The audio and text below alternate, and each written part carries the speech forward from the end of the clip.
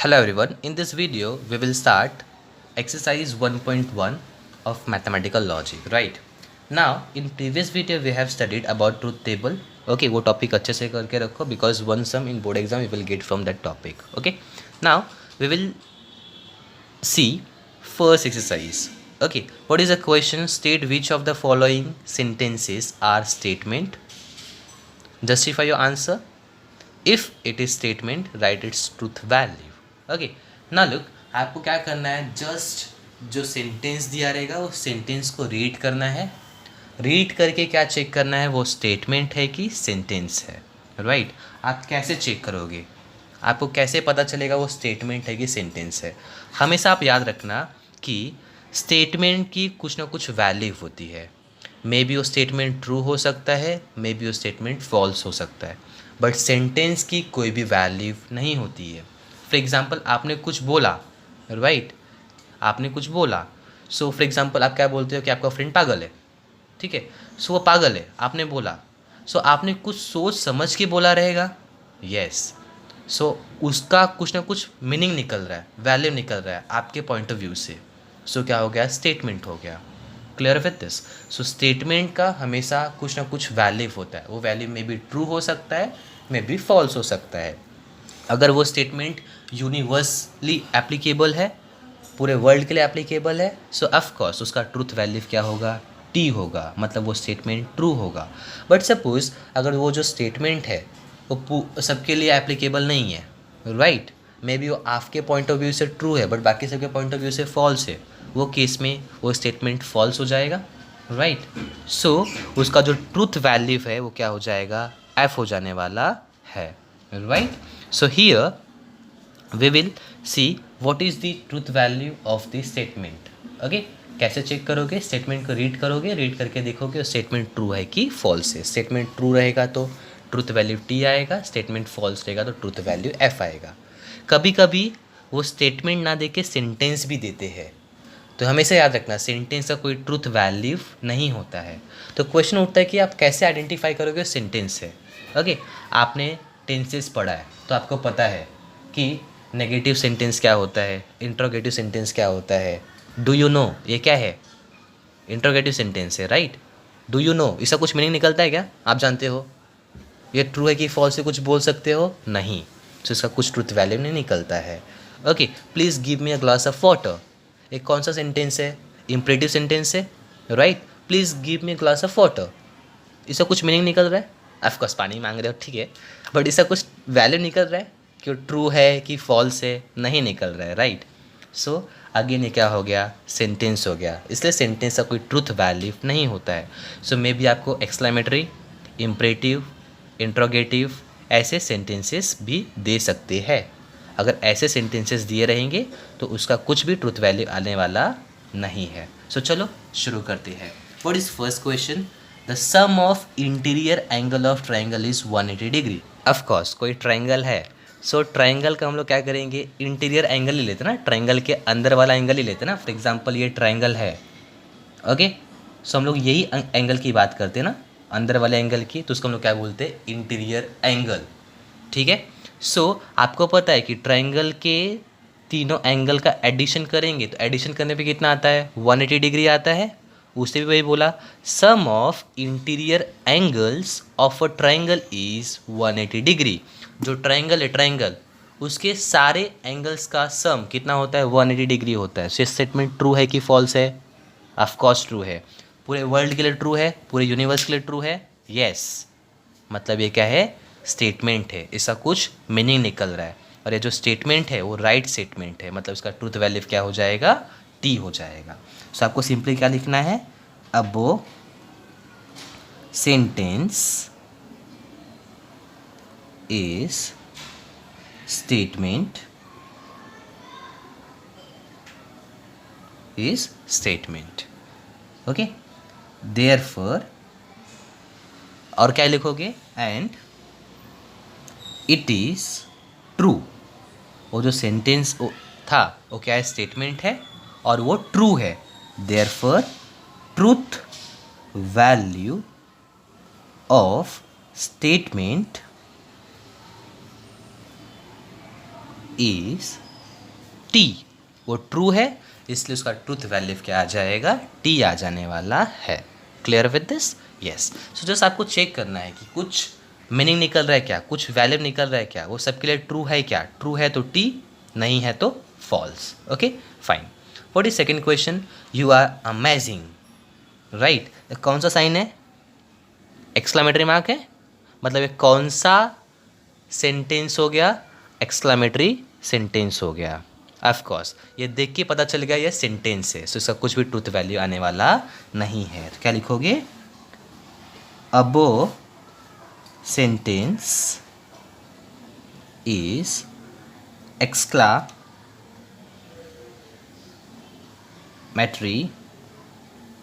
Sentence. अब spelling देख लेना, कुछ रॉन्ग राइट हुआ तो, ठीक है फाइन। सो ये क्या था, एक्सक्लामेटरी सेंटेंस था, सो इसका कुछ भी ट्रूथ वैल्यू आने वाला नहीं है। जब ट्रूथ वैल्यू नहीं आएगा तो लिखना नहीं है, leave it. Okay fine. Next, please grant me a loan, ये कौन सा सेंटेंस हो गया, please give me a glass of water, ये क्या था, इम्परेटिव सेंटेंस था, इसमें भी प्लीज़ लगा है, ये भी क्या हो जाएगा, इम्परेटिव सेंटेंस हो जाएगा, ये भी क्या हो गया, सेंटेंस हो गया, राइट। यस। सो इसका भी कुछ ट्रूथ वैल्यू आने वाला नहीं है। क्या लिखोगे, अब सेंटेंस इज इम्परेटिव सेंटेंस, ठीक है, वो क्या है, इम्परेटिव सेंटेंस है, ये स्टेटमेंट नहीं है, सो ट्रूथ वैल्यू आने वाला नहीं है। नेक्स्ट क्वेश्चन क्या है, root -4 is an irrational number. Okay, आपको पता है इरेशनल नंबर क्या होता है, अगर मैं सिंपल लैंग्वेज में बोलूँ तो एक ऐसा नंबर जिसका रूट पॉसिबल नहीं होता है। रूट 4 कितना होता है, 2 होता है। रूट 5 क्या होता है, पता है क्या, नहीं पता है। ऑफकोर्स रूट 5 की वैल्यू आती है, वो डेसिमल में आती है, बट परफेक्ट स्क्वायर रूट पता है क्या, नहीं पता है, राइट। सो रूट 5 क्या हो जाएगा, इरेशनल नंबर हो जाएगा। रूट 4 का परफेक्ट स्क्वायर रूट पता है, येस, कितना है, 2 है, हमको पता है, राइट, येस हमको पता है। सो ये केस में जो 4 है वो क्या होता है, इरेशनल नंबर होने वाला नहीं है। उसके पहले यहाँ पे क्या दिख रहा है, रूट -4 दिख रहा है, राइट। यस, आपने पढ़ा है कि माइनस को हटा के हम क्या लगाते हैं, आई लगाते हैं, कॉम्प्लेक्स नंबर पढ़ा था, राइट। आई का मतलब क्या होता है, -1 होता है। सो माइनस साइन हटाया तो वहाँ पे क्या आ जाएगा, आई आ जाने वाला है। और रूट 4 क्या होता है, 2 होता है, so this is nothing but 2i। So root -4 is 2i। 2i कौन सा नंबर है, कॉम्प्लेक्स नंबर है। इसने क्या बोला, इरेशनल नंबर बोला। सो राइट बोला कि रॉन्ग बोला, रॉन्ग बोला। सो ट्रूथ वैल्यू क्या हो जाएगा, एफ हो जाएगा। ये सेंटेंस है कि स्टेटमेंट है, ऑफ कोर्स ये क्या दिख रहा है, मैथमेटिक्स दिख रहा है, अल्जेब्रिक स्टेटमेंट है, राइट। सो ये सेंटेंस नहीं, स्टेटमेंट ही होने वाला है। सो जब कभी भी मैथमेटिक्स आएगा वो केस में हमेशा वो स्टेटमेंट ही रहेगा। ओके, सो मैथ्स की बात चल रहा है, सो कन्फ्यूज नहीं होने का, वो स्टेटमेंट है, बिंदास लिखो। Okay, so what you will write, above sentence is statement which is false. वो स्टेटमेंट है लेकिन गलत स्टेटमेंट है, right. Yes, therefore truth value is F.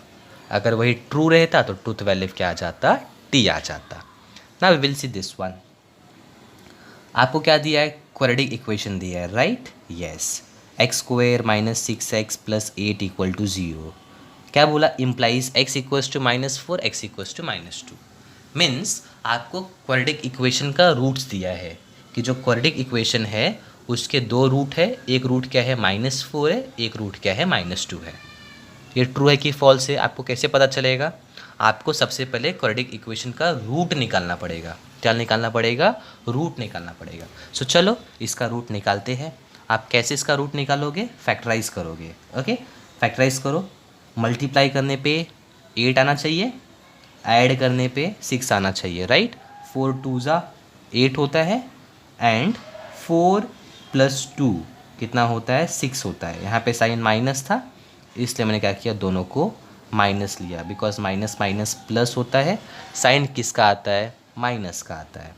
Take x common, so here will get x minus 4। Take -2 common, again क्या आएगा x minus 4 आएगा, which is equal to 0। So x minus 4 x minus 2 equal to 0, right, yes. So x minus 4 equal to 0 और x minus 2 equal to 0। Clear with this, yes. So take 4 on that side, minus है तो plus हो जाएगा। Take 2 on that side, minus है तो plus हो जाएगा। So what can you see over here कि जो हमको वैल्यूज़ मिला राइट x की वो +4 +2 मिला, बट क्वेश्चन में क्या दिया है -4 -2 दिया है, मतलब क्वेश्चन में गलत दिया था, हमको उल्लू बना रहे थे, राइट, यस। सो ये जो क्वेश्चन में वैल्यूज़ दिया था वो राइट है कि रॉन्ग है, रॉन्ग है। सो ट्रूथ वैल्यू क्या हो जाएगा f हो जाएगा। ये स्टेटमेंट है कि सेंटेंस है, ऑफकोर्स मैथमेटिक्स की बात चल रही है तो ये स्टेटमेंट ही रहेगा। तो क्या लिखोगे, अब सेंटेंस is statement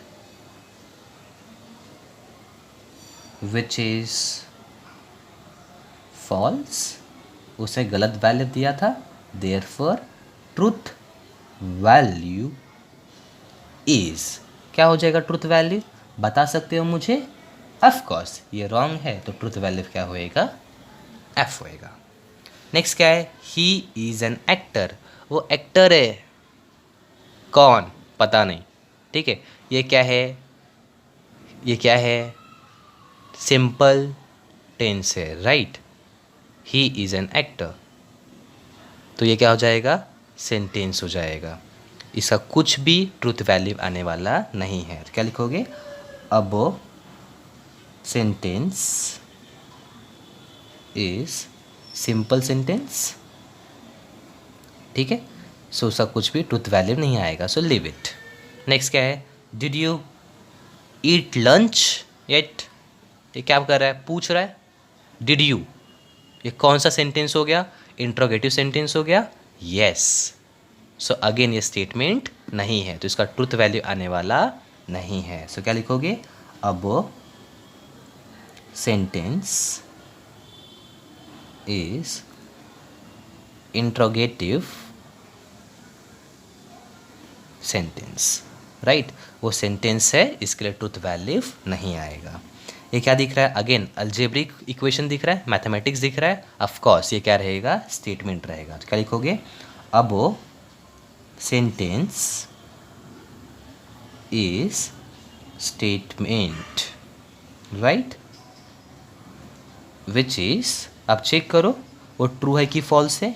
क्या दिया उसने, x + y का होल स्क्वायर, क्या होता है x + y का whole square, x² + 2xy + y², yes, check करो वही है क्या, x² + 2xy + y², यस वही है, मतलब ट्रू है, हाँ, सो विच इज ट्रू।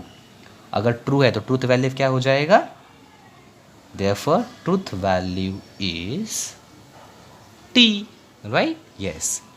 पाई की वैल्यू कितनी होती है, 22/7, यस, पाई की वैल्यू 22/7 होती है, उसको डिवाइड करो 3.142142, ये जो नंबर है ये नंबर कंटिन्यूसली आते जाता है, आते जाते हैं, मतलब इसका डिवीजन जो है डिवीजन स्टॉप नहीं होता है, राइट। सो जिसका डिवीजन स्टॉप नहीं होता उसको हम लोग क्या बोलते हैं, इर्रेशनल नंबर बोलते हैं, राइट, यस। सो पाई क्या है, इर्रेशनल नंबर है, और उसने वही बोला है number pi is irrational number, मतलब उसने राइट बोला है, यस, उसने राइट बोला है, मतलब ये स्टेटमेंट ट्रू है। मैथमेटिक्स की बात चल रही है, सो ऑफ कोर्स वो स्टेटमेंट ही रहेगा, वो सेंटेंस रहने वाला नहीं है। तो क्या लिखोगे, अब sentence is statement, okay, which is true, therefore truth value is t, truth value क्या आ जाएगा, उसका t आ जाने वाला है। What is the last question, the number of arrangement, यहाँ पे अरेंजमेंट की बात चल रही है, मतलब किसकी बात चल रही है, परम्यूटेशन एंड कॉम्बिनेशन की बात चल रही है, मैथमेटिक्स की बात चल रही है, अलजेब्रिक इक्वेशंस की बात चल रही है, मतलब अगेन ये क्या होने वाला है, स्टेटमेंट होने वाला है, राइट, यस।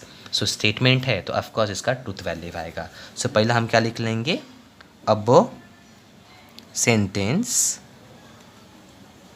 Is statement. ये क्या है, स्टेटमेंट है. स्टेटमेंट है तो उसका कुछ ना कुछ तो ट्रूथ वैल्यू आएगा. ओके, कैसे पता चलेगा वो ट्रू है कि फॉल्स है. उसने क्या बोला, the number of arrangement of girls in a row for a photograph is 7 factorial. मेरे पास जो गर्ल्स है, number of arrangement of 7 girls. यहाँ पे कितने गर्ल्स है, 7 गर्ल्स है. ओके, 7 गर्ल्स को रो में बैठाना है तो टोटल कितना अरेंजमेंट मिलेगा, 7 फैक्टोरियल मिलेगा. ये ट्रू है कि फॉल्स है, मैंने आपको पढ़ाया था, राइट. कैसे, सी 7 लड़कियाँ हैं तो सातों अलग अलग रहेंगी. Okay, so let us assume ये फर्स्ट गर्ल है, सेकंड गर्ल है, थर्ड गर्ल है, 4, 5, 6, 7, ये 7 गर्ल है. ऐसा जरूरी है क्या, फर्स्ट वाली सेकंड के बाजू में ही बैठेगी, फर्स्ट वाली थर्ड के बाजू में बैठ सकती है, फर्स्ट वाली फोर्थ के भी बाजू में बैठ सकती है, फिफ्थ के भी बाजू में बैठ सकती है, किसके भी बाजू में बैठ सकती है. ओके, वैसे ही सेकंड वाली भी फर्स्ट के, सेकंड वाली भी थर्ड के, फोर्थ के, फिफ्थ के, किसी की भी बाजू में आ सकती है, राइट. यस, मतलब उसको कितने वे से अरेंज कर सकते हैं, 7 फैक्टोरियल वे से अरेंज कर सकते हैं. सो इसने जो बोला वो क्या बोला, ट्रू बोला. यस, ट्रू बोला मतलब ट्रूथ वैल्यू क्या हो जाएगा, टी हो जाएगा. So which is true, therefore truth value is T. So यही था प्रैक्टिस सेट 1.1. जस्ट आपको इतना ध्यान में देना है. Clear with this, yes. So क्या किया हमने, रीड किया, चेक किया वो सेंटेंस है कि स्टेटमेंट है. सेंटेंस में क्या क्या आ सकता है, एक्सक्लेमेटरी, इम्परेटिव, इंट्रोगेटिव या फिर सिंपल टेंसेस आ सकते हैं. उससे आपको आइडेंटिफाई हो जाएगा कि वो सेंटेंस है कि स्टेटमेंट है. ओके, आइडेंटिफाई करने के बाद अगर स्टेटमेंट निकला तो चेक करो वो ट्रू है कि फॉल्स है. ट्रू रहेगा तो ट्रूथ वैल्यू टी आ जाएगा, फॉल्स रहेगा तो ट्रूथ वैल्यू क्या आ जाएगा, एफ आ जाने वाला है. Okay, so will stop over here.